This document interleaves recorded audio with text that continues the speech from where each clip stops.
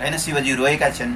हामीले फिल्महरूमा हेर्छौँ, पुस्तकहरू पढ्छौँ, भगवान शिव म यो मायामा फस्दिनँ प्रभु, मायामा फस्दिनँ भनेर प्रभुलाई पुकार्दा पनि उनी मायामै फसेका। यौनमा फसेका कि मायामा फसेका? उनी त मायामा फसेका हुन्। यौन पुग्ने भगवान शिव पार्वतीको यौन चाहिँ के भन्दाखेरि अध्यात्म यौन हुन्छ। त्यो शरीर सम्बन्ध गर्नु पर्दैन, आध्यात्मिक एउटा सम्बन्ध हुन्छ, त्यो अर्कै सम्बन्ध हुन्छ। योगीहरूको शारीरिक रूपमा सम्बन्ध जानु पर्दैन, उनीहरूको चाहिँ एउटा चाहिँ सूक्ष्म शरीरको चाहिँ कनेक्ट हुन्छ। तर पनि भगवान शिवलाई नै यसरी फसाइयो भने किन ब्रह्मचर्यलाई दुरुपयोग गर्नुहुन्न भन्दाखेरि यदि हामीले ब्रह्मचर्यलाई दुरुपयोग गऱ्यौँ भने हाम्रो शरीरमा रहेको ओज तेज जुन कार्यक्षमताको नष्ट हुन जान्छ। म त यति पनि भन्छु कि यदि कोही व्यक्तिहरू ठिक समयमा गृहस्थमा प्रवेश गर्नुभयो भने पनि मात्र सन्तान प्राप्तिको लागि मात्रै हामीले त्यहाँ चाहिँ भनौँ समागम अथवा वीर्यको चाहिँ त्यहाँ प्रयोग गरौँ। एकैचोटि मात्र प्रयोग गरौँ। दुईटा बच्चा जन्माउनु पनि जरुरी छैन। अहिलेको समयमा धेरै बच्चा जन्माएर दुःखमा फस्नु पनि जरुरी छैन। एउटै पुत्र प्रभुले जे दिनुहुन्छ, एउटै पुत्र पुत्रीमा हामी सन्तुष्ट रहौँ। यो सेक्सुअल एनर्जीलाई ब्रह्मरन्धमा लिएर जान्छ, मास्तिर सारेर लिएर जान्छन् योगीहरूले। त्यो अवस्थामा मात्र त्यो व्यक्ति योगी हुन सक्छ। त्यो अवस्थामा मात्र त्यो व्यक्तिले परमात्मालाई जान्न सक्छ। होइन भने परमात्माको कुनै अत्तो पत्तो नै जीवनमा जति साधना गरे पनि हुँदैन। यदि काम शक्तिको हामीले रक्षा गऱ्यौँ भने हामीलाई आनन्द प्राप्त भइरहन्छ। यदि यही काम शक्तिको काहीँ क्षणिक रूपमा भोग गऱ्यौँ भने क्षणिक के आनन्द होला, तर त्यसले पछि अत्यन्तै दुःख दिन्छ। जब हामी कामवासनामा यदि फस्यौँ भनेदेखि क्षणिक आनन्द 15-10 मिनट त होला। अब भगवान शिवले योगभ्यास गर्नुभयो। योगभ्यास गर्दाखेरि योगको पहिलो केन्द्र मानिन्छ मूलाधार चक्र। गुदादेखि 2 अङ्गुल माथि, उपस्थदेखि 2 अङ्गुलको तलको भागलाई मूलाधार चक्र भनेर भनिन्छ। यो चाहिँ सेक्सको केन्द्र हो। यहाँ चाहिँ सेक्स अत्यन्त प्रबलसँग बसेको हुन्छ। त्यो हामीलाई थाहा हुँदैन। कुनै पनि स्त्री पुरुषलाई यो सेक्सको ज्ञानै हुँदैन। नेचरले के गर्यो भने पुरुष र स्त्री दुईटा बनाइदियो। पुरुषमा चाहिँ त्यति आकर्षण शक्ति कमी राखिदियो। अब स्त्रीमा चाहिँ आकर्षण शक्ति प्रकृतिले ज्यादा दिएको छ। यो शास्त्रीय कुरा भन्दैछु मैले। स्त्री सृष्टि केलाई गर्यो परमात्माले? पुरुषको लागि हो, पुरुषको आनन्दको लागि हो। अब होइन, पुरुष के को लागि भन्दाखेरि स्त्रीको आनन्दको लागि हो। तर त्यसको डिसिप्लिन छ। कस्तो डिसिप्लिन भन्दाखेरि भगवान शिव माता पार्वतीको हेरौँ ब्रह्मचर्य जीवन, भगवान रामको हेरौँ, माता जगन्माता सीताको हेरौँ, होइन, भगवान कृष्णकै हेरौँ, अथवा हाम्रा पूर्वज ऋषिमुनिहरूको हेरौँ। यो एक अर्कोको चाहिँ आनन्दका चाहिँ यी साधनहरू। रोगसँग लड्ने क्षमता के हो त भन्दाखेरि वीर्य हो। अब हामी अन्न खान्छौँ, अन्न खाएपछि यो अन्न चाहिँ गएर वीर्य बन्छ। जब यो वीर्य पुरुषमा बन्छ, स्त्रीमा रज बन्दैछ। पुरुषमा वीर्य बन्छ भने नारी तत्त्वमा रज बन्दैछ। रजलाई पनि त्यसै गरी रक्षा गर्नु पर्छ। You are watching latest Nepal. त्यही मानसिक समस्या मैले पनि त्यही मानसिक समस्या हो। उनीहरूको मानसिक समस्या चाहिँ हो। तर जुन समस्याले रोटी खाने काम के अरूलाई तर्साउने, होइन, त्यो पनि हो। ज्योतिषहरू, तान्त्रिकहरू, माताहरू जति छन् उहाँहरूलाई म नमस्कार गर्छु र भ्रमित कुराहरू गरेर आफू पनि भ्रममा नपराउँ र अरूलाई पनि भ्रमित नबनाऊ। अब मातृशक्तिहरूमा चाहिँ भनौँ एउटा आकर्षण शक्ति ज्यादा छ। नेचरले के गर्यो भने पुरुष र स्त्री दुईटा बनाइदियो। पुरुषमा चाहिँ त्यति आकर्षण शक्ति कमी राखिदियो। अब स्त्रीमा चाहिँ आकर्षण शक्ति प्रकृतिले ज्यादा दिएको छ। यो शास्त्रीय कुरा भन्दैछु मैले, होइन। उहाँहरूमा अब त्यो स्त्रीमा त यो शक्ति छ। हाम्रा पूर्वज ऋषिमुनिहरू पनि घोर तपस्या गरे, भयङ्कर तपस्या गरे। खालि उनीहरूले वीर्यको रक्षा गरे, प्राणायाम गरे, ध्यान गरे। तर अन्तमा गएर अप्सराहरू आएर नफसेको भन्ने कुनै पनि योगी छैन। यदि यहाँले शास्त्र अध्ययन गर्नुहोस्, वेद पुराणहरू हेर्नुहोस्, त्यहाँ हेर्दाखेरि कुनै पनि ऋषि प्राय नफसेको भन्ने कुनै पनि छैन। महात्मा सुशीलज्यू, यहाँलाई स्वागत छ। यहाँलाई पनि मेरो स्वागत छ। यहाँ धेरै अध्ययन गर्नुहुन्छ। पाशुपत योग भन्ने किताब पनि लेख्नु भएको छ। लामो समयदेखि योगमा अध्यात्ममा लागिराख्नु भएको छ। WHO ले पनि के भन्छ भन्दा एउटा मान्छे स्वस्थ हुनको लागि आध्यात्मिक रूपमा पनि स्वस्थ हुनुपर्छ भन्ने गर्छ। WHO को परिभाषा अनुसार हामी नेपालीहरू आध्यात्मिक छौँ, अध्यात्ममा धेरै जोड दिन्छौँ, होइन। र के यस्ता अघि तपाईँले पनि भनिसक्नुभयो कि दुःख भन्ने कुराहरू, मनका पीडाहरू भन्ने कुराहरू संस्कारबाट, पूर्वज आमाबाट, कुलबाट, बुबा आमाकोबाट नै सरेर आउँछ भन्ने कुरा पनि गर्नुभयो। के यस्तो अनि एउटा मान्छे दुःखमा परिसकेपछि तान्त्रिककोमा जान्छ, ज्योतिषकोमा जान्छ, अनि त्यहाँबाट ऊ झन् ठगीमा पर्छ, झन् समस्यामा पर्छ भन्ने लगायतका कुरा पनि गर्नुभयो। अहिले पछिल्लो समयमा हाम्रो समाजमा तान्त्रिकहरू, माताहरू, ज्योतिषहरू एकदमै बढ्दै गएको अनि उनीहरूले चाहिँ अलिकति आफ्नो नैतिकतालाई छोडेर काम गरिरहेको भन्ने कुराहरू पनि प्रचारमा एकदमै बढेर आएको चाहिँ देखिन्छ। तपाईँले पनि पक्कै सुनिराख्नु भएको छ। के भन्नुहुन्छ, यो अलौकिक शक्तिको कुराहरू गर्छन् माताहरूले, यो अलौकिक शक्ति भन्ने कस्तो शक्ति हो, यो कहाँबाट आउँछ, कि सबैले यो अलौकिक शक्ति प्राप्त गर्न सक्छ? अब एउटा कुरा के छ भन्दाखेरि यहाँले जो कुरा गर्नुभयो भौतिक र अध्यात्मको कुरो, हामीले यदि ब्रह्मलाई खोज गर्ने हो भनेदेखि भौतिक पनि हामीमा पूर्ण हुनुपर्छ र अध्यात्म पनि पूर्ण हुनुपर्छ। यदि भौतिक हामी केही कमजोर छ भने अध्यात्मलाई प्राप्त गर्न सक्दैन, अध्यात्म कमी छ भने भौतिकलाई प्राप्त गर्न सक्दैन। बरु भौतिक त भए पनि नभए पनि आफ्नो ठाउँ छ, तर अध्यात्मबाट चाहिँ हामी पूर्ण हुनुपर्दछ। एउटा यो कुरा भयो। अब जस्तो ज्योतिषहरू, अब मैले ज्योतिषको र माताहरूको विरोध गरेको होइन, म उहाँहरूको अत्यन्त सम्मान गर्छु। अब हामीले शास्त्र पढ्यौँ भने ज्योतिषहरूलाई चाहिँ भनौँ अत्यन्त ठुलो विद्वान मानिएको छ। त्यस्ता ज्योतिषहरू अहिले हामी पाउँदैनौँ। त्यस्ता ज्योतिषहरू जो कि त्रिकालदर्शी, भूत भविष्य वर्तमानलाई देखेर जो भन्ने ज्योतिषहरू हुन्छ तिनीहरू पूजनीय छन्। भगवान् शिव पनि ज्योतिष हुनुहुन्थ्यो र योगीहरूले पनि ज्योतिष विद्या गर्छन्, तर पनि अहिलेका ज्योतिषहरूमा त्यस्तो ज्ञानहरू छैन र उनीहरू अन्धकारमा बोल्दछन् भन्ने मेरो भनाइ हो। अब अर्को कुरा आयो, हाम्रा माताहरू, कुनै हाम्रा नेपाली मातृहरू भनौँ माता भनेर अलौकिक शक्तिहरूको कुरा गरेर मानिसहरूलाई भ्रम पारिरहेको पनि देखिन्छ। किनकि अलौकिक शक्ति छ भन्ने कुरो विश्व मानव सबैलाई थाहा छ। एउटा सानो बच्चादेखि लिएर विश्व मानवले दैविक शक्ति छ भनेर सबले बुझेको अवस्था छ, यो भन्नै पर्दैन। तर कोही व्यक्तिले भनौँ अलौकिक शक्तिको चमत्कार देखाएर, उनीहरूले के भने चमत्कार देखायो होला, जस्तो कि अब यहाँ यसो गऱ्यो भने कुनै चिज ल्याइदिने होइन, यो कुनै चमत्कारहरू देखाउने मानिसहरू हुनसक्छ। जस्तो कोही माताहरू भनौँ, ज्योतिषहरू भनौँ, तान्त्रिकहरू भनौँ, कसैले चमत्कार देखाइदियो होला। यो चमत्कारबाट हामी भ्रमित नहौँ। जो मान्छेले चमत्कार देखाउँछ त्यो मान्छेले पनि हामीलाई ठगी गरिरहेको छ भनेर बुझ्नु पर्यो। ममा अलौकिक शक्ति छ, मैले केही गर्न देखाउँ। जस्तो हामीले एउटा कुरा भनौँ, ठुलै मान्छेको म नाम लिन्छु, जस्तो साई बाबा अहिले शरीरमा हुनुहुन्न, आजको दिनमा मैले नाम लिनु पर्यो। खैर जो साई बाबाले के गर्नुहुन्थ्यो भन्दाखेरि मुखबाट सुन निकाल्नुहुन्थ्यो। मैले खुद त्यो भिडियो हेरेको, यसरी मुख गरेर चाहिँ यहाँ सुनको डल्लो स्वाराएर निकाल्नु भएको थियो। अब यसलाई भनौँ, अब भनौँ न, अब अहिले यहाँको प्रश्नमा जाँदाखेरि चाहिँ त्यहाँसम्म पुग्नुपर्छ हामीले। अहिले अरू व्यक्तिलाई त, साधारण व्यक्तिलाई त हामीले लिनु हुँदैन होइन। जस्तो कि अलौकिक शक्तिहरू देखाउने भनेको जसले प्रत्यक्ष सबैको मुखबाट चाहिँ भनौँ सुन निकालिदिने, अब हातबाट यसो गर्दाखेरि पैसा निकालिदिने, अब यसो काहीँ के गर्दाखेरि भनौँ कुनै भएन विभूति निकालिदिने, पैसा आदि अनादि गर्ने, यसलाई चाहिँ ओहो दैविक अलौकिक शक्ति हो भनेर मान्न सकिन्छ। अब अन्य साधारण कुराहरू त हामी त्यतितिर त हामी भ्रमित हुनुहुन्न होइन। भनौँ अहिले धरतीमा कुनै यस्तो चाहिँ चमत्कारी अलौकिक शक्ति होइन, प्रकृतिका शक्तिहरू, ओमकारका शक्तिहरूलाई कसैले प्राप्त गरे, तर उनीहरूले सदुपयोग गरेका छन् कि दुरुपयोग गरेका छन्, यसलाई बुझ्नुपर्छ। जस्तो कसैले दैविक शक्ति त प्राप्त गर्यो, त्यसले सदुपयोग चाहिँ गरिदिनु पर्यो, दुरुपयोग गर्नु भएन। त्यो रावण भन्नु भएन, रावणले पनि त दैविक शक्ति त प्राप्त गर्यो तर दुरुपयोग गरिदियो। अर्काको राम्रो श्रीमती देख्यो भने त्यही नै लुट दियो। उसले विभिन्न एउटै रूपलाई चाहिँ 10वटा टाउको पनि देखाइदियो। रामको पनि त 10वटा टाउको थियो होला, 12वटा थियो होला, रामले पनि त 12वटा टाउको देखाउन सक्छ। एउटा कुरा नि भनेदेखि राम जहिले पनि हामी जस्तै रामै बने, केही पनि गरेनन्। तर दैविक जो शक्ति छ, जो जसले प्राप्त गर्नुभयो त्यसलाई आफ्नो ठाउँमा सही किसिमले राखेर यदि सकिन्छ भने त्यसले प्राणीहरूको कल्याण, प्राणीहरूको हित हुने मात्रै काम गर्ने हो। मानिसहरूलाई चमत्कार गरेर मानिसहरूलाई ठग्ने, मानिसहरूलाई लुट्ने, भ्रमित बनाउने गर्यो भने झन् हाम्रो समाज अन्धकारतिर जान्छ। यसले गर्दाखेरि यदि कोही व्यक्तिमा प्रभुको कुनै कृपा भएको छ भन्यो भने त्यसलाई सही किसिमले सदुपयोग गर्नुपर्छ। दुरुपयोग गर्यो भने एक दिन फेरि उसैको पनि नाश हुन्छ। त्यो सजिलैसँग प्राप्त गर्ने कुरा पनि होइन, यो दैविक शक्ति, अलौकिक शक्ति साधना हुनु पर्ला होइन। तर यहाँ साधना गरेको पनि देखिँदैन एकाएक होइन। आजको भोलि चाहिँ अलौकिक शक्ति छ भनेर प्रोपगेन्डा गरेको, भविष्यवाणी गरेको, भुइँचालो जान्छ भन्ने लगायतका कुराहरू, अनावश्यक कुराहरू गरेर मान्छेलाई डर त्रासमा जुन पार्ने काम चाहिँ भइरहेको छ, त्यो के तपाईँलाई लाग्छ तिनीहरूमा दैविक शक्ति नै छ, अलौकिक शक्ति नै छ भन्ने जस्तो लाग्छ उनीहरूको त्यो गतिविधिहरू हेर्दाखेरि? यी कुराहरू भ्रमित कुराहरू हुन्। जस्तो कि अब भूकम्प सम्बन्धी कुराहरू हो, भूकम्प आउने सम्बन्धी कुराहरू भनौँ कोही कसैलाई सपनामा देखेका कुराहरू गर्ने हुन्छन्। अब यही कुरा आयो, अब भूकम्प आउनुभन्दा अगाडि मैले सपनामा देखाएको थिएँ र भूकम्प गयो भनेर चाहिँ गुरु बन्नेहरू हुन्छन् है। अब कोही मान्छेको यसो ध्यानमा बस्यो, अबले राष्ट्रमा के हुन्छ भनेर बस्यो, ल ज्ञानेन्द्र आउँछ, अब राजा आउँछ भन्ने पनि देख्छौँ। माताहरू हामीले सुनेका छौँ, युट्युबहरू हेर्छौँ, कोही अब राजा ज्ञानेन्द्र आउँछ भन्ने पनि छन्।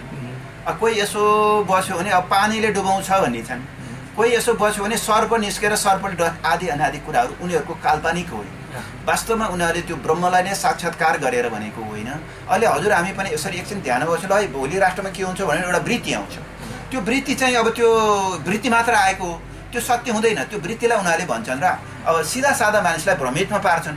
अब हजुर हामी जस्तो अलिकति ज्ञानी विद्वानहरू चाहिँ भ्रमितमा पर्दैनन्। जो सिधा सादा व्यक्तिहरू छन् उनीहरूले भ्रमित पार्छन्। अनि भ्रमित पारेपछि यसलाई रोक्नु पर्यो भन्ने हुन्छ नि। रोक्नु परेपछि ल भूकम्प आउँछ भनेपछि त मान्छे डराउनु हो, ल यसो गर्नुपर्छ उसो गर्नु, ठगेर पनि खान सक्छन्। यसले गर्दाखेरि यो पनि ठगी नै हो। किनकि प्रकृतिका नेचरका कुराहरूलाई कसैले पनि बताउनु सक्छ। नेचर कसरी चल्छ, प्रकृति कसरी चल्छ। अहिले घाम लागिरहेछ, अब बादल अहिले छेकिदियो भने त घाम रोक्यो नि। अब पानी पनि अहिले आउन सक्छ होइन। अब अहिले भूकम्प आउन सक्नुहुन्छ, वायु चल्न सक्छ, जे पनि हुनसक्छ। यो प्रकृतिको कलालाई भन्ने हो भने परमात्माले पनि बुझ्दैनन्। किनकि परमात्माको शक्तिबाट प्रकृति चलेको हुन्छ। प्रकृतिको कलालाई बुझ्न कसैले पनि सक्दैन। यसले गर्दाखेरि जो जसले यस्तो कुराहरू गरिरहेका छन् यो भ्रमित हो। तर कुनै समयमा त्यस्ता सिद्ध योगीहरू जो प्रकृतिभन्दा माथि उठेका, प्रकृतिको कलालाई बुझेका व्यक्तिहरू आए भने तिनीहरूबाट गरेको भविष्यवाणी चाहिँ सत्य हुन्छ। र यी कुराहरू चाहिँ जसको कि त्रिकालदर्शी भूत भविष्य वर्तमान र जसले प्रकृतिमाथि नै विजय गरेको छ भने त्यो व्यक्तिहरूलाई प्रति चाहिँ हामीले विश्वास गर्छौँ, सम्मान गर्छौँ। होइन भने यो बिचमा चाहिँ गुरु बन्न खोजेका व्यक्तिहरू, ज्योतिषहरू, तान्त्रिकहरू, माताहरू जति छन् उहाँहरूलाई म नमस्कार गर्छु र भ्रमित कुराहरू गरेर आफू पनि भ्रममा नपराउँ र अरूलाई पनि भ्रमित नबनाउँ। उनीहरूले यो चाहेर नगरेको पनि होला नि त। यो मेडिकल साइन्सले, मनोविज्ञानले होइन यसलाई यस्तो कुराहरू गर्ने मान्छेलाई त मनको समस्यामा परेको, मानसिक समस्यामा परेको भन्ने गर्छ नि त। सही कुरा हो। त्यही मानसिक समस्या मैले भन्थेँ, मानसिक समस्या हो। उनीहरूको मानसिक समस्या चाहिँ हो। तर जुन समस्याले रोटी खाने काम के अरूलाई तर्साउने होइन त्यो पनि हो। तर प्रकृतिको कलालाई चाहिँ बुझ्न गाह्रो छ। योगीहरूले पनि बुझ्न गाह्रो छ। किन प्रकृतिलाई कसैले बुझ्नै सक्दैन। प्रकृति त्यति बलवान छ। प्रकृतिको कुराहरू त्यो भन्नै सकिँदैन। प्रकृति कसो अब भोलि के हुन्छ कसले भन्नै सक्छ। कुनै स्थिति छ होइन। अब भोलिको स्थिति कतिखेर घाम लाग्छ, कहाँनिर बादल लाग्छ, कहाँनिर वायु हुन्छ, कहाँनिर वर्षा हुन्छ, कहाँ के हुन्छ, कहीँ केही भन्न सक्छ। प्रकृतिको कलाहरू अहिले भनौँ विश्वमा कहाँ के घटनाहरू घटिरहेछ बताउनै सक्दैन। यो प्रकृतिको कलाहरूलाई त्यो साधारण व्यक्तिहरूले बताउन सक्दैनन्। यो चाहिँ जसले बताइरहेछन् उनीहरू आफै भ्रममा परेर नै बोलिरहेका हुन्, समस्यामा परेरै बोलिरहेका, समस्यामै परेर बोलेका हुन्, अनि गुरु बन्न खोजेका हुन् होइन। अब अर्को कुरो के भने ब्रह्मचर्य भनेको हामी जो अन्न खान्छौँ, अन्न खाएपछि अन्न चाहिँ रूपान्तर भएर अन्नबाट रस बन्छ, रसबाट रगत, रगतबाट मासु, मासुबाट बोसो, बोसोबाट हड्डी, हड्डीबाट मज्जा, मज्जाबाट बिर्य, बिर्यबाट ओज, ओजबाट तेज बन्छ। यसरी चाहिँ अन्न रूपान्तरण हुँदै गएर 10 भागमा जाँदाखेरि त्यो एकपछि अर्को रूपान्तर हुँदाखेरि एकपछिको अर्को बलवान हुँदै जान्छ। हामीले त अन्न खान्छौँ, अन्न, रस, रगत, मासु, बोसो, हड्डी, मज्जा, बिर्य, ओज र तेज। अब मानव जीवन के को लागि भन्दाखेरि यही ओज र तेजको लागि। मानव जीवन यदि मानव जीवनमा ओज र तेज छ भने यी रोगहरूसँग लड्न सक्ने क्षमता हुन्छ। रोगसँग लड्ने क्षमता के हो त भन्दाखेरि बिर्य हो। अब हामी अन्न खान्छौँ, अन्न खाएपछि यो अन्न चाहिँ गएर बिर्य बन्छ।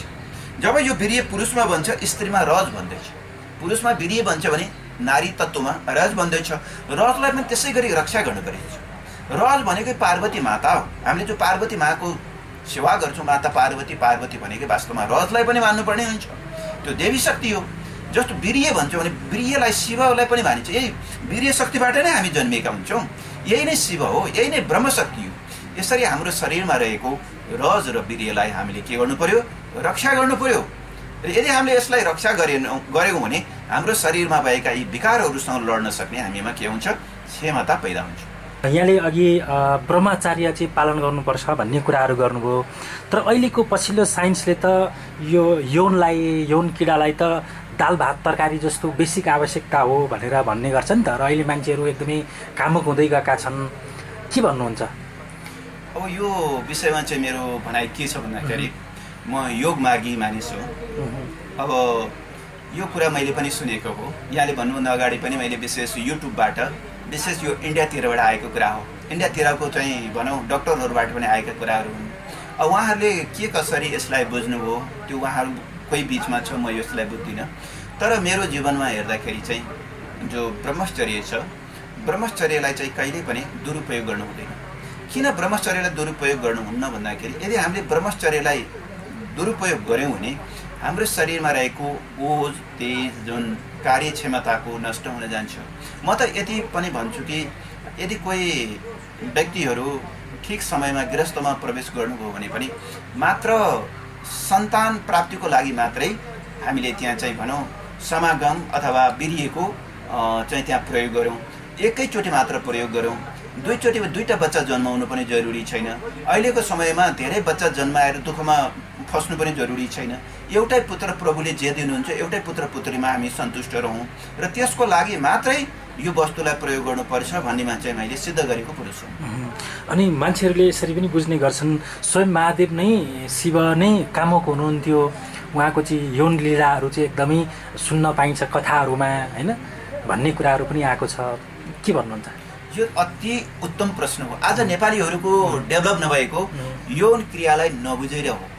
विश्व मानवमा भनौँ नेपालीहरू धेरै शिक्षित दीक्षित अध्यात्मको देश हो, तर आज हामीहरूले यही सेक्सुअल जो च्यानललाई बुझ्न सकेनौँ र आज यो अवस्थामा आएको छ। योग अभ्यास भनेकै पनि यो सेक्सुअल च्यानललाई चाहिँ सही च्यानलमा लिएर गएर त्यसको सदुपयोग गरेर त्यसको आनन्दमा बस्नु हो। जस्तो कि भनौँ अब सेक्सुअल जुन एउटा च्यानल छ, जस्तो भगवान् शिवकै कुरा गरौँ। अब भगवान् शिवले योग अभ्यास गर्नुभयो। योग अभ्यास गर्दाखेरि योगको पहिलो केन्द्र मानिन्छ मूलाधार चक्र। गुदादेखि 2 अङ्गुल माथि उपस्थदेखि 2 अङ्गुलको तलको भागलाई मूलाधार चक्र भनेर भनिन्छ। यो चाहिँ सेक्सको केन्द्र हो। यहाँ चाहिँ सेक्स अत्यन्त प्रबलसँग बसेको हुन्छ। त्यो हामीलाई थाहा हुँदैन। कुनै पनि स्त्री पुरुषलाई यो सेक्सको ज्ञानै हुँदैन। तर उहाँले के गर्नु भने यो सेक्सुअल जो इनर्जी छ वास्तवमा जो अविनाशी हुन्छ, यो कसैले मार्न सक्ने हुँदैन। जुन यहाँ रहेको जो सेक्सुअल जो इनर्जीलाई चाहिँ उहाँले यौगिक क्रियाद्वारा यसरी मास्तिर उर्धरेत गर्दै यसरी यो पछाडि रीढको हड्डीद्वारा चाहिँ उहाँले ब्रह्मरन्ध्रमा पुर्याउनु भयो, तालुमा पुर्याउनु भयो र उहाँको चाहिँ भनौँ ब्रह्मचर्य अथवा जो रेतस भनिन्छ हामीले, जो वीर्य शक्तिको रेतस छ, रेतसलाई चाहिँ उर्धरेत गरेर चाहिँ तालुतिर लिएर जानुभयो। र यसरी अधिकांश पुरुषको अथवा स्त्रीको जो पश्चिमतिर बहने जुन ब्रह्म ऊर्जा छ त्यसलाई चाहिँ भगवान् शिवले उर्धरेत गरेर पश्चिमतिर बगिरहने जुन ऊर्जा छ त्यसलाई उर्धरेत गरेर उहाँले तालुमा लिएर जानुभयो र उहाँ चाहिँ महाकामेश्वर हुनुहुन्छ। मैले अघि पनि भनिसकेँ कि यदि आनन्दको वस्तु के हो भन्दाखेरि काम शक्ति हो। यदि काम शक्तिको हामीले रक्षा गऱ्यौँ भने हामीलाई आनन्द प्राप्त भइरहन्छ। यदि यही काम शक्तिको काहीँ क्षणिक रूपमा भोग गऱ्यौँ भने क्षणिक के आनन्द होला, तर त्यसले पछि अत्यन्तै दुःख दिन्छ। जब हामी काम वासनामा यदि फस्यौँ भनेदेखि क्षणिक आनन्द 15-10 मिनट त होला, तर त्यस पश्चात चाहिँ भनौँ हामीले 6-7 दिनसम्म महिनै दिनसम्म पनि हाम्रो शरीरलाई एकदमै भनौँ न खुग्लो बनाइदिन्छ, लुलो बनाइदिन्छ, फितौलो बनाएको हामीले अनुभूत गर्छौँ र त्यहाँ पीर चिन्ताको उत्पन्न हुन्छ। यसले गर्दाखेरि मानिसहरू पीर चिन्तित किन भयो भन्दाखेरि सेक्सुअल इनर्जीलाई नबुझेर पनि मानिसहरू चिन्तित भएका छन्। तर आजदेखि हामीले यसो गरौँ कि भगवानको शिवको चर्चा त हामी पछि गरौँला, यदि आवश्यक भयो। यसमा धेरै कुराहरू आउँछन्। अब अहिलेलाई चाहिँ भगवान् शिवले आफ्नो काम ऊर्जालाई चाहिँ यसरी उर्धरेत गरेर चाहिँ तालुमा लिएर जानुभएको थियो र जुन अवस्थामा माता पार्वतीसँग चाहिँ योग हुन्थ्यो, मिलन हुन्थ्यो, तर उहाँले शारीरिक रूपमा सम्पर्क नगरेर यो आध्यात्मिक सूक्ष्म शरीरबाट चाहिँ उहाँहरूको हर समय चाहिँ आनन्द हुन्थ्यो। त्यो अर्कै कुराहरू भयो। तर हामीले पनि ब्रह्मचर्य धारणा गरेर बस्यौँ भनेदेखि त हामीलाई पनि आनन्द प्राप्त भइहाल्छ। जस्तो भगवान् शिवले आनन्द प्राप्त गर्नुभएको छ त्यस्तो हामीलाई पनि आनन्द प्राप्त त भइ नै हाल्छ। र जो भगवान् शिवको यी कलाहरूको लागि चाहिँ भनौँ अलिकति विस्तृत रूपमा भन्नुपर्दाखेरि चाहिँ अरू कुराहरू पनि मैले अध्ययन गरेको छु। आजलाई यति मात्रै पनि। अब यो ध्यान गर्ने तपाईँको योग गर्ने मान्छे, आसनमा बस्ने मान्छे शारीरिक रूपमा पनि हष्टपुष्ट हुन्छ होइन, शारीरिक रूपमा पनि सक्षम हुन्छ, सँगसँगै उसको त यौन चाहना पनि त बढेर आउँछ नि त। यो शारीरिक कुरा हो होइन। एउटा कुरा के छ भने योग गर्ने मानिसहरूको पञ्चकर्मेन्द्रिय हामी बुझ्छौँ, पञ्च ज्ञानेन्द्रिय, पञ्च प्राण, अन्तस्करण, मन बुद्धि चित्त अहङ्कार, यी अत्यन्त प्रबल हुन्छ। यदि सच्चा कोही योगी छ भने यसलाई नै प्रबल गर्नु नै योगिक क्रियाहरू हो। जस्तो आसन गर्दाखेरि पनि यो प्रबल हुन्छ, प्राणायाम गर्दाखेरि प्रत्याहार धारणा ध्यान गर्दाखेरि यो प्रबल हुन्छ। तर पनि योगीहरूले के गर्छन् भन्दाखेरि यसरी जब यो प्रबल हुन्छ, मैले अघि भनिरहेको छु जसरी यो सेक्सुअल इनर्जी भनौँ, विशेष गरेर योगीहरूको सेक्सुअल इनर्जी प्रबल हुन्छ सुरुमा। जब यो सेक्सुअल इनर्जी प्रबल यदि भइदियो भने हुँदैन, फेरि योगभ्यास गर्दा पनि हुँदैन। कति मान्छेले कति गरी यो जाग्दैन, यदि जाग्दियो भनेदेखि यो सेक्सुअल इनर्जी यसरी पश्चिमतिर बहिरहेको ऊर्जालाई चाहिँ उनीहरूले यौगिक क्रियाद्वारा यसरी मासतिर उर्धरेत गरेर यो मणिपुर चक्र लान्छन्, हृदयमा लिएर जान्छन्, विशुद्ध चक्रमा लाँदै आज्ञा चक्रमा लाँदाखेरि यो सेक्सुअल एनर्जीलाई ब्रह्मरन्ध्रमा लिएर जान्छ, मास्तिर सारेर लिएर जान्छन् योगीहरूले। त्यो अवस्थामा मात्र त्यो व्यक्ति योगी हुन सक्छ, त्यो अवस्थामा मात्र त्यो व्यक्तिले परमात्मालाई जान्न सक्छ। होइन भने परमात्माको कुनै अत्तो पत्तो नै जीवनमा जति साधना गरे पनि हुँदैन। कहिलेकाहीँ यस्ता योगीहरू दुर्घटनामा पनि पर्छन् है, त्यो यौनलाई चाहिँ तपाईँले भने जस्तै माथि लान नसकेर, त्यो इनर्जीलाई माथि लान नसकेर कहिलेकाहीँ समाचारमा आउँछन् होइन, विशेष गरी इन्डियामा यौन दुर्व्यवहार गरेको भन्ने खालका जुन समाचारहरू आउँछन्, त्यसको पछाडिको कारण यही नै हो, उनीहरूले यसलाई सही रूपमा। यो सम्बन्धित चाहिँ मैले के भन्छु भन्दाखेरि अब जो मान्छे फस्यो, जसको दुश्मन भयो त्यसलाई पक्रियो होला, नपक्रिएको व्यक्तिहरू त कति हुन्छन् होइन। कानुन भनौँ समाजले नपक्रिएको नदेखेको अथवा पुलिस केसमै नपरेका व्यक्तिहरू त कति छन्। यो त कुनै विशेष कारणले पक्रिए, तिनीहरू आफ्नो ठाउँ छन्। अब यो सेक्सुअल भन्ने चिज चाहिँ कस्तो छ भने अत्यन्त प्रबल छ। मानव पिण्डमा सबभन्दा शक्तिशाली पावर के भन्दाखेरि सेक्सलाई मानिएको छ। भगवान् अब यहाँहरूले शास्त्र अध्ययन गऱ्यौँ भने सेक्सुअल एनर्जी नै पावरफुल भएर बसेको छ। र यसरी यो सेक्सुअल एनर्जीले त मुक्ति त कहिल्यै दिँदैन मानिसलाई, यसको चिन्ता त ल्याउँछ नै। तैपनि योगीहरूले चाहिँ भनौँ शुद्ध आहार विहार गरेर पवित्रतामा रहेर यसलाई भनौँ विधिवतमा सेक्स गर्नु हुने कुरा होइन, गर्नुपर्छ। यसैको लागि नै स्त्री पुरुषको चाहिँ सृष्टि गरिएको हो। स्त्री के को लागि भन्दाखेरि आनन्दको लागि हो, पुरुष के को लागि भन्दा स्त्रीको आनन्दको लागि। यसरी हामीले बुझ्नुपर्छ। स्त्री सृष्टि केलाई गर्यो परमात्माले, पुरुषको लागि हो, पुरुषको आनन्दको लागि हो। अब होइन, पुरुष के को लागि भन्दाखेरि स्त्रीको आनन्दको लागि हो। तर त्यसको डिसिप्लिन छ। कस्तो डिसिप्लिन भन्दाखेरि भगवान् शिव माता पार्वतीको हेरौँ ब्रह्मचर्य जीवन, भगवान् रामको हेरौँ, माता जगन्माता सीताको हेरौँ होइन, भगवान् कृष्णकै हेरौँ, अथवा हाम्रा पूर्वज ऋषिमुनिहरूको हेरौँ। यो एक अर्कोको चाहिँ आनन्दका चाहिँ यी साधनहरू यसरी बुझ्नुपर्छ। यसलाई यदि दुरुपयोग हामीले गऱ्यौँ भने, यसको दुरुपयोग गऱ्यौँ भने यसैबाट नै जीवन नष्ट भ्रष्ट भएर जीवनमा केही पनि उपलब्धि हुँदैन। फेरि यसलाई हामीले यदि दुरुपयोग गऱ्यौँ भने जीवनमा पाउनुपर्ने कुरा केही पनि हुँदैन र अन्तमा गएर जुन शरीर छोड्छौँ हामी, यता पनि हुँदैनौँ उता पनि हुँदैन, कतै पनि नभएर चाहिँ एकदम बिग्रेको अवस्था हुन्छ। यसले गर्दाखेरि यो ब्रह्मचर्य जीवन नै वास्तवमा यहीँबाट नै अध्यात्म सुरु हुन्छ। यसलाई अझ पनि विस्तृत रूपमा जान्नको लागि चाहिँ हामीले पछि आवश्यक भएको खण्डमा हामी फेरि पनि अगाडि यसलाई बढाउँला। तर अहिले पछिल्लो समयमा यो ब्रह्मचर्य यौनको दुरुपयोग चाहिँ एकदमै बढेर गएको छ है। अहिलेको कलियुगमा भनौँ हामी फेसबुक हेरौँ, युट्युब हेरौँ, हामीले यही देख्छौँ, फिल्महरू हेरौँ, अब टेलिभिजन हेरौँ, खालि अङ्ग प्रदर्शन हुन्छ। अब सेक्सको हामी कुरा गर्छौँ, बढ्यो भन्छौँ, बढाउने हामी नै हो, विद्वानहरू नै हो। अब हजुर हामी टेलिभिजनलाई हेऱ्यौँ भने एकदमै अब केटीहरूको भनौँ, केटाहरू कुनै पनि एकदमै त्यो अङ्गहरू धेरै प्रदर्शन गरिरहेको हुन्छ। अब पत्रिकाहरूमा पनि अगाडि नै एकदम अङ्ग प्रदर्शन भइरहेको हुन्छ होइन, नभए चाहिँ त्यो पत्रिका पनि नबिक्ने हो। यसले गर्दाखेरि अहिले हर क्षेत्रमा के छ भने अब मातृशक्तिहरूमा चाहिँ भनौँ एउटा आकर्षण शक्ति ज्यादा छ। नेचरले के गर्यो भने पुरुष र स्त्री दुईटा बनाइदियो, पुरुषमा चाहिँ त्यति आकर्षण शक्ति कमी राखिदियो, अब स्त्रीमा चाहिँ आकर्षण शक्ति प्रकृतिले ज्यादा दिएको छ। यो शास्त्रीय कुरा भन्दैछु मैले होइन। उहाँहरूमा अब त्यो स्त्रीमा त यो शक्ति छ। हाम्रा पूर्वज ऋषिमुनिहरू पनि घोर तपस्या गरे, भयङ्कर तपस्या गरे, खालि उनीहरूले वीर्यको रक्षा गरे, प्राणायाम गरे, ध्यान गरे, तर अन्तमा गएर अप्सराहरू आएर नफसेको भन्ने कुनै पनि योगी छैन।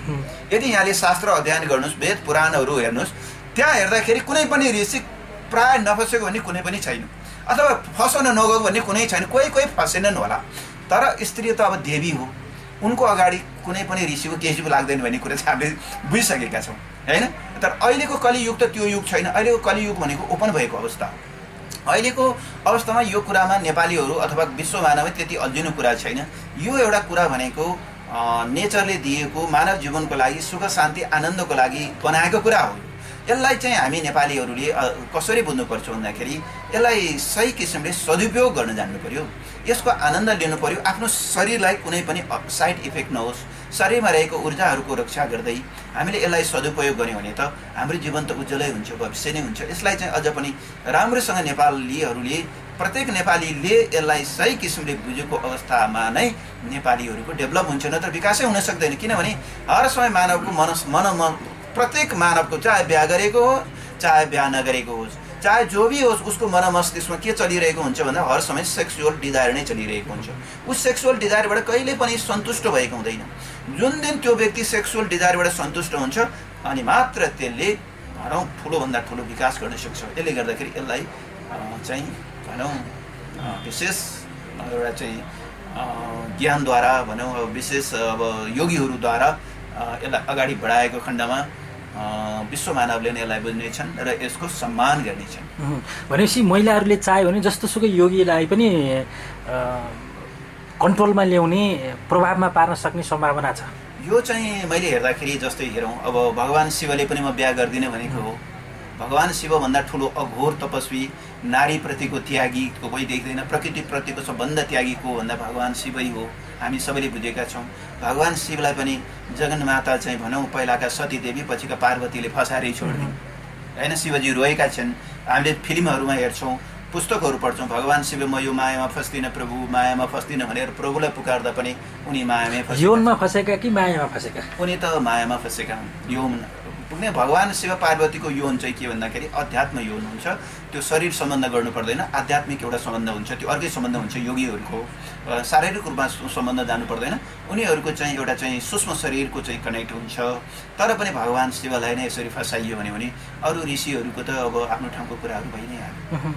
परापूर्व कालदेखि अहिलेसम्म जति पनि युद्धहरू भए त्यसमा पनि यौन नै जोडेर आउँछ। तपाईँको रामले सीताको परीक्षा गर्नु पनि यौनसँगै जोडेर आउँछ होइन। यौनलाई किन मान्छेले त्यति धेरै प्राथमिकतामा राखे? एउटा त्यति माया थियो, घनिष्ठता थियो श्रीमान श्रीमती बिचको, त्यो एउटा यौनका कुरालाई लिएर किन अग्नि परीक्षा गर्नु पर्यो जस्तो लाग्छ तपाईँलाई? अब जस्तो यो यौन भन्ने सम्बन्ध छ, सेक्सको जुन कुरा छ, भोगको जुन कुरा छ, यही भोगबाट हामी जन्मेको। हजुर हाम्रो सृष्टि केबाट भयो भन्दा भोगबाट भएको। हामी त पिताको बीजबाट आएको न हो। हामी त पिताको सानो एउटा बीजको बिन्दु न हो। माताको यत्रो रजको बिन्दु न हो। यो रज र बिन्दु मिलेर हामी जन्मेको हो। रज र बिन्दु भने त पुरै सेक्सुअल इनर्जी न हो। आखिर यो बडी नै के हो भने सेक्सुअल त्यहीबाट डेभलप भएको त हो नि। हामीले यसरी बुझ्नु पर्यो नि होइन। यसरी हामीले बुझ्यौँ भने अब त्यो जुन माता पितामा रहेको जुन सेक्सुअल, यो बिहाभित्र चाहिँ सेक्सुअल पावर छ होइन। अब यो सेक्सुअल पावरलाई चाहिँ भनौँ यो मैले अघि पनि भने कि यो बलवान छ, यो शक्तिशाली छ। अब यसलाई अर्कोतिर भन्दाखेरि ब्रह्माजी पनि भनेर भनिन्छ होइन। सेक्सुअल पावरलाई चाहिँ भगवान् ब्रह्माजी, अब ब्रह्माजीले सृष्टि गर्नुभयो भनेर भनिन्छ नि। अब यो ब्रह्मशक्ति हो।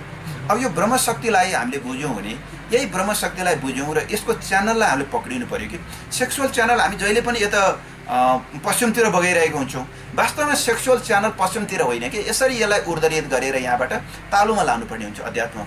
यसरी यो सेक्सुअल एनर्जीलाई यदि हामीले तालुतिर लिएर गयौँ भनेदेखि अनि यसको आनन्द हाम्रो बडीले गर्छ र यो यसबाट चाहिँ हामीलाई चाहिँ सन्तुष्ट पनि हुन्छ र यसैबाट नै ब्रह्म प्राप्ति हुन्छ। वास्तव भन्ने हो भने ब्रह्म भनेकै सेक्सुअल एनर्जी हो। परमात्मा नै भनेर हामीले पुकार्न सक्छौँ सेक्सुअल एनर्जीलाई। तर यसलाई हामीले एकदमै ठुलो इस्युको रूपमा बनाउने गर्छौँ है। यो इस्यु होइन, वास्तवमा के छ भन्दाखेरि संसारै भनिहाल्यो नि। यो संसार के छ भने प्रकृति पुरुष छ। प्रकृति पुरुष हर समय सेक्स भोगमै रहेको हुन्छ। एकले अर्को चाहिँ समागममै रहेको हुन्छ। जो प्रकृति पुरुष भनिन्छ, हामीले प्रकृति यो चराचर जगत प्रकृति देख्छौँ र एउटा पुरुष छ। यो दुईटा पनि जहिले पनि समागममै बसेको छ र यसै गरी नै यो संसार चलिरहेको हुन्छ। हाम्रो पिण्ड जो छ यो पिण्ड पनि त्यही प्रकृति पुरुषबाटै आएको हुनाले अझ हामीहरूको त यो भनौँ मानवको त यो कुरो त डेभलप भएकै हुँदैन। हामीले जति अहिले सेक्सुअल कुरा गऱ्यौँ, अहिले पृथ्वीमा जति पनि मानवहरू छन् यसको कसैको पनि विकास भएकै छैन। यो त सेक्सुअललाई हामीले बुझेकै छैनौँ। सेक्सुअल भनेको मैले भनेको सेक्सुअल अर्कै हो। त्यो चाहिँ अर्कै खालको एउटा एलिमेन्ट हुन्छ यहाँ मूलाधार चक्रमा। जुन तत्त्वलाई जगायो भने त्यो चाहिँ कस्तो हुन्छ भने ज्योति स्वरूप हुन्छ। अग्निको ज्योति छ, त्योभन्दा पनि प्रज्वलित हुन्छ। एकदम जलजल जलजल जलजल जलजल बलेको ज्योति हुन्छ। जस्तो यहाँले हामीले चण्डी पढ्छौँ नि हामी, ओम ऐम ह्रीम क्लीम चामुण्डाय विचे ओम ग्लोम हुम क्लीम जुम स ज्वालाय ज्वालाय जोल जोल भनेको त्यही हो। एकदम ज्वालाय ज्वालाय जोल जोल प्रज्वल प्रज्वल ऐम ह्रीम क्लीम चामुण्डाय विचे जोल हम सम लम छेम फट स्वाहा भनेर चण्डीले पुकारिएको छ यो ऊर्जालाई। यदि कसैले अध्यात्म बुझ्छन् भने अध्यात्मले के भनिरहेको त्यसलाई गहिराइमा यदि गएर बुझ्ने हो भने आखिर यसैको पूजा भइरहेको छ कि गुह्य शक्ति। हाम्रो जो गुह्येश्वरी हुनुहुन्छ गुह्यपीठ भनेकै वास्तवमा देवी शक्ति हो। त्यो गुह्य शक्ति भनेको मात्र केटीमा मात्र हुने होइन, देवी मात्र हामीमा पनि छ। हाम्रो मूलाधार चक्रमा यो गुह्य शक्ति रहेको छ र यो शक्तिलाई हामीले सही किसिमले जागरण गर्दै यो शक्तिमा रहेको ऊर्जालाई प्राप्त गर्नु नै योगलाई बुझ्नु हो र परमात्मालाई जान्नु। मन कहाँ हुन्छ होला? अघि तपाईँले मनको कुरा पनि गर्दै हुनुहुन्थ्यो। अब मनको स्थिति हाम्रो शरीरमा के छ भने मन। अब जो मन छ अब अहिले जागृत अवस्था हुन्छ। मानिसको एउटा अवस्था हुन्छ जागृत अवस्था। अहिलेको अवस्था के हो? जागृत अवस्था हो। यो जाग्रत अवस्था भनेको पञ्च कर्मेन्द्रिय, पञ्च ज्ञानेन्द्रिय, पञ्च प्राण र अन्तस्करण जाग्रत अवस्थालाई भनिन्छ जाग्रत अवस्था। यो जाग्रत अवस्थामा मन बसेको हुन्छ मानवको मुखमण्डलमा। जसको मुखमण्डलमा मन बसेको हुन्छ राम्रो किसिमले, त्यो व्यक्तिको यो मुख पनि एकदम राम्रो हुन्छ, हैन? सुन्दर मुख पनि भएका व्यक्तिहरू पाइन्छ। जाग्रत अवस्थामा, अहिलेको अवस्थामा मनको स्थिति हुन्छ मुखमण्डलमा चाहिँ मन बसेर कार्य गरिरहेको हुन्छ। अब हामी भनौँ, अब राति आफ्नो शयन कक्षमा सुत्छौँ, हामी मजाले सुत्छौँ। सुत्दाखेरि यो मन यदि मुखमा बसिरह्यो भने कहिले पनि निन्द्रा आउँदैन। त्यसले अर्को ठाउँमा जानुपर्छ र मात्र हामी निन्द्रामा प्रवेश गर्छौँ। यसरी मुखमण्डलमा बसिएको मन जब राति सुत्दाखेरि जब त्यो आफ्नो स्थानबाट सट्ट छोडेर कण्ठमा आउँछ, मन आएर कण्ठमा बसेपछि चाहिँ हामीलाई तुरन्त सुत्ने साथ सपना देख्न थाल्छौँ। सपना उता गएको उडेको, हैन? खाना खाएको, हिमालतिर गएको, शिवलिङ्गतिर गएको, गीत गाएको, नाचेको सपना देख्छौँ। आनन्द, फेरि सपनामय संसार हुन्छ। यही मन गएर कण्ठमा बस्यो भने सपना हुन्छ। फेरि यही मन गएर चाहिँ हृदयमा बस्यो भने हामीलाई गाढ निन्द्रा लाग्छ, सुसुप्ति भन्छ नि। अहिले कहिले पनि हामी सुतेपछि निन्द्रा पनि, सपना पनि हुँदैन, विपना पनि हुँदैन, यो जाग्रत पनि छैन, सपना पनि छैन, गाढ निन्द्रा। ओहो, मान्छे कराएको पनि थाहा छैन, बोले पनि थाहा छैन, नजिक कोही मान्छे आएको पनि थाहा छैन, गाढ निन्द्रामा जान्छ। यही मन हृदय कमलमा गएर बस्यो भने हामी गाढ निन्द्रामा प्रवेश गर्छौँ, गुरुर निदाउँछौँ। यसरी चाहिँ गाढ निन्द्रा प्रवेश गऱ्यौँ, भोलिपल्ट उठेपछि शरीरमा एकदमै तागत आएको पनि हामीलाई थाहा हुन्छ। अब भगवानको खोज गर्ने मान्छेको कुरा आयो नि, भगवानको खोज गर्ने मान्छेको मन चाहिँ गएर चाहिँ त्यो मन गएर प्रभुसँगै मिल्छ, हृदय कमलमा रहेको ईश्वरसँगै मिल्छ। तर भन्दाखेरि चाहिँ वेदान्तले नाभि मण्डलमा गएर मिल्छ भनेको छ। यहाँ रहेको जुन समान प्राण छ, हामीले जो अन्नहरू खान्छौँ, अन्न खाएको अन्नलाई पचाउने चाहिँ अग्नि छ, जो अग्नि सूर्यभन्दा पनि प्रज्वलित छ, त्यो अग्निसँग गएर चाहिँ मन मिल्छ भनेको छ। यसरी त्यो मन यदि चाहिँ नाभि मण्डलमा गएर मिल्यो भने अनि हामीलाई जाग्रत पनि हुँदैन, स्वप्न पनि हुँदैन, सुसुप्ति पनि हुँदैन र हामीलाई हर समय ज्योति रूपमा हुन्छ। हामी जसरी सूर्य ज्योतिर्मय हुनुहुन्छ त्यस्तै त्यो व्यक्ति शुद्ध पनि सुत्दैन, जाग्रत पनि हुँदैन, हर समय ज्योति रूपमा हुन्छ। चलललललललललल बल्छ, भित्र पनि बलिरहेको हुन्छ, बाहिर पनि बलिरहेको हुन्छ। त्यसको मृत्यु पनि छैन, जन्म पनि छैन, पीर पनि छैन, चिन्ता पनि छैन। सम्पूर्णै कुरा शरीरमा रहेका सम्पूर्णै जति हामीले विकारहरूको कुरा गर्यौँ, यी सम्पूर्ण विकारहरू भस्म भएर ऊ ज्योति स्वरूप हुन्छ। यसैलाई नै भनिन्छ ब्रह्म प्राप्ति, समाधि। यसैलाई भनिन्छ समाधि। यस्तो अवस्थामा मान्छे पुग्न सक्छ। यसमा कोही शङ्कै छ। हामी योग अभ्यासबाट अथवा मन्त्र जपद्वारा, योग साधनाद्वारा चाहिँ यो स्थितिलाई हाम्रा पूर्वज ऋषिमुनिहरूले प्राप्त गर्नुभएको त्यो शास्त्र प्रमाणित छ। शारीरिक रूपमा पनि मानसिक रूपमा पनि सबै किसिमका विकारबाट मान्छे मुक्त हुन सक्छ। किन हुँदैन? योग अभ्यास गरेपछि शारीरिक रोगबाट दूर हुन्छ, मानसिक रोगबाट दूर हुन्छ, बौद्धिक विकास हुन्छ र विवेकको जागरण हुन्छ। विवेकको जागरण भएपछि नै मान्छेले चाहिँ समाजको सेवा गर्छन्, समाजतिर चाहिँ मानिसको ध्यान आकर्षण हुन्छ, उनीहरूलाई तन्त्रतिर, मन्त्रतिर, मन्दिरतिर त्यति केन्द्रित हुँदैन। जो मानिस डेभलप हुन्छ त्यो मानिस मन्दिरतिर गएर भगवान्कोतिर केन्द्रित हुँदैन, उसले प्राणीको सेवा गर्छ। जो मानिस विकसित मानिस, जो मानिस डेभलप मानिस छ उसले प्राणीको सेवा गर्छ। ऊ मन्दिरमा गएर सेवा गर्न लाग्दैन, शिव मन्दिरमा गएर आदि अनादि गर्न लाग्दैन, उसले समाजको सेवा गर्छ, प्राणीको सेवा गर्छ, राष्ट्रको सेवा गर्छ, प्राणी हित भन्छ। भगवान् शिवले के भन्नुहुन्छ? प्राणीको सेवा गर, होइन? डेभलप मानिसले, विकसित मानिसले त के गर्छ भन्दाखेरि देशको, राष्ट्रको, प्राणीहरूको सेवा गर्नु नै उसको मुख्य कर्तव्य हो। त्यो मान्छे मानव हो कि देउता हो? त्यसरी त्यो मानिस त भनौँ, त्यो मानिस चाहिँ के भने शारीरिक, मानसिक, बौद्धिक, आत्मिक रूप आत्मालाई प्राप्त गरेर उसमा विवेक जागरण भएर उसले समाज सेवामा प्रवेश गर्यो। ऊ समाज सेवामा मात्र प्रवेश गर्यो। यसरी समाज सेवा गर्दा गर्दै अन्तिममा उसले ब्रह्मलाई प्राप्ति गर्छ। यो हाम्रा पूर्वज ऋषिमुनिहरू हुन्, यसै गरी नै यिनीहरू महापुरुष भएका। उनीहरूले भगवान्लाई यसै गरी शारीरिक, मानसिक, बौद्धिक, आत्मिक रूपबाट चाहिँ डेभलप भएर अनि समाज सेवामा गए। जस्तो भगवान् कृष्ण भनौँ, राम भनौँ, बुद्ध भनौँ, जति पनि महापुरुषहरू छन् यसै गरी नै आत्माको लेभलमा पुगेपछि मात्रै त्यो व्यक्ति समाजको सेवा गर्न थाल्छ। न त समाजको सेवा गर्दैन, आफ्नो पेटको मात्रै सेवा गर्छ, आफ्नो घरको मात्रै सेवा गर्छ, आफूले मात्रै हेर्छ, अरू हेर्दै सबै लिएर आउने, खाने, आफू मात्रै खाने भन्छ। जब जुन अवस्थामा गएपछि यदि उसको घरमा पनि सम्पन्नता छ भने पनि उसले चाहिँ सबलाई समानान्तर रूपमा बाँड्नतिर लाग्छ र समत्वमा लिएर जान्छ। यसरी बुझ्दा हुन्छ, एउटा व्यक्ति नर्मल रूपमा सबै व्यक्ति जन्मिन्छन्, योग साधनाबाट त्यो व्यक्तिमा समाधि प्राप्त गर्ला, उसले त्यो महापुरुष होला, महामानव होला, त्यही मान्छे हुँदाहुँदै ईश्वर देवता हुने हो। जस्तो कृष्ण पनि त मान्छे नै हुन्, उनी पछि यही योग साधना बाटै भगवान बन्नुभएको हो कि त्यो भगवान भनेको चाहिँ छुट्टै हो भन्ने जस्तो लाग्छ। यो विषयमा के भन्छु भन्दाखेरि जो भगवान भनेर हामीले पुकारेका छौँ, जो भगवान हुनुहुन्छ, भगवान जो हुनुहुन्छ त्यो भगवान भनेको त्यो व्यक्ति भनौँ। अब भगवान भनेर जो हामीले पुकार्छौँ भगवान भनेको चाहिँ अब शब्दको अर्थ लिँदाखेरि त अब अर्कै अर्थ लाग्छ होइन, त्यतातिर हामी नजाउँ। भगवानको एउटा मानव भएर जन्मेको मान्छे ईश्वर देवता बन्न सक्छ। अब मानव भएर जन्मेको वास्तवमा मानव नै ईश्वरको रूप हो। सम्पूर्ण मानव ईश्वरकै रूप हो। अब ईश्वर खोजेर कहाँ खोज्ने? हजुर, हामीले ईश्वर खोजेर कहाँ पाइन्छ? कहीँ पनि पाइँदैन। प्रत्यक्ष रूपको ईश्वर भनेको सूर्यदेव हुन्, चन्द्रमा हुन्, अग्नि हुन्, पृथ्वी हुन्, जल हुन्, वायु हुन्, आकाश हुन् र चन्द्र सूर्य नक्षत्रहरू हुन्। यी नै भगवान हुन्। प्रत्यक्ष रूपमा भगवान त यही हो। निराकार रूपमा भगवान छ। जस्तो हाम्रो शरीरमा मैले अहिलेदेखि भने अब काम ऊर्जाको कुरा गऱ्यौँ, काम ऊर्जा पनि निराकार छ। यो शरीरभित्र पनि एउटा निराकार ऊर्जा छ। निराकार ऊर्जा जुन छ त्यसैलाई नै ब्रह्म भनेर पुकारिएको छ। यसरी आफ्नो शरीरभित्र रहेको जुन एउटा निराकार ऊर्जा छ, एक ज्योतिर्मय छ, विशुद्ध अविनाशी एक ज्योति छ। त्यही विशुद्ध अविनाशी ज्योति कहाँनिर चाहिँ गएर त्यो साधकले साक्षात्कार गर्छ भन्दाखेरि जब यो तालुमा गएर माथि यो तालुमा गएर यो ब्रह्मरन्ध्र भनेर भनिन्छ यौगिक भाषाले, जब यो तालुमा गएर ब्रह्मरन्ध्रमा चाहिँ यसरी चाहिँ यो 12 अङ्गुलको दूरीमा एउटा ज्योतिलाई जब त्यो व्यक्तिले साक्षात्कार गर्छ र प्रकृतिलाई विजय गर्छ, प्रकृतिभन्दा माथि उठ्छ, प्रकृतिलाई पार गर्छ, त्यही अवस्थामा ऊ परमात्मा बन्दछ। त्यही हामी नै भनौँ परमात्मा बन्दैछौँ र प्रभुलाई प्राप्त गर्दैछौँ। हुन्छ, धन्यवाद। हरि ओम।